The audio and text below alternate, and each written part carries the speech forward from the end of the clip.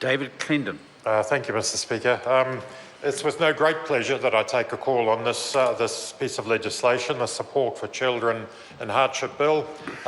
As my colleague Jan Logie has said, we are supporting this bill, but simply because it would be perverse not to support even the most begrudging, parsimonious increase in support for our least well-off families, for our least well-off children. The previous speaker made the comment that there was unanimous support for the intent of the bill. And I'd be very surprised if there was not unanimous support for the intent of better supporting our least well-off children. It is the implementation where this government, where this bill fails badly.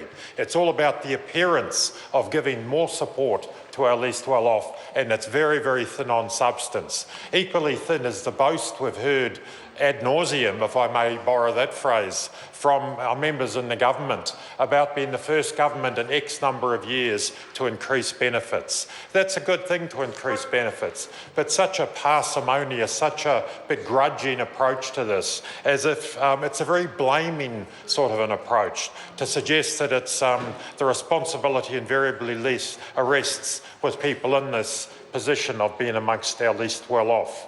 So the Greens believe that we need policies that actually contribute to children's well-being, to put children first, in fact. I'm reminded that in the 1980s, when there was a significant and a very interesting debate about the establishment of what eventually became the Ministry for the Environment, there was the proposition that something like MFE should exist. I think it was referred to as the ministry in the middle. The idea that all government policy, all proposed legislation should pass through the filter of is this going to have positive environmental outcomes? MFE, as we know, unfortunately didn't. That's not how it evolved. But I do wonder, wouldn't it be valuable if we could apply that lens, or a similar lens rather, to all legislation through this House?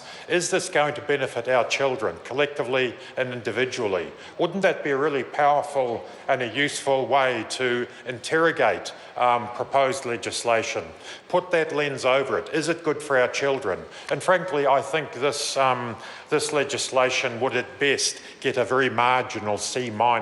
Certainly wouldn't be in the B's or the A's. So one of the provisions that's been talked about is the fact that the point at which work testing of parents will kick in is when the youngest is 3 years old. I think that's an unrealistic blanket application. It's true. I recently spoke, actually, just a matter of a day or two ago, to a woman who is returning to the workforce. Her children, from memory, are 4.5 and perhaps 3 or nearly 3. She's returning to a well-paid professional job. Her husband is in good employment, where he has some flexibility. The woman I refer to is also coming back on a part-time basis with a degree of flexibility. That's a very happy situation. She's wanting to get back into her career, and good on her for doing that.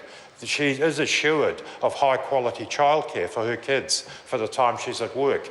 That absolutely will not be the situation for many of the people who are forced into this work testing regime with children as young as 3 years old. Children at 3 are still very high needs. I know this. I am blessed to have two 2.5-year-old granddaughters, and they are in need of constant attention and constant stimulation, and dare I say it, some wrangling.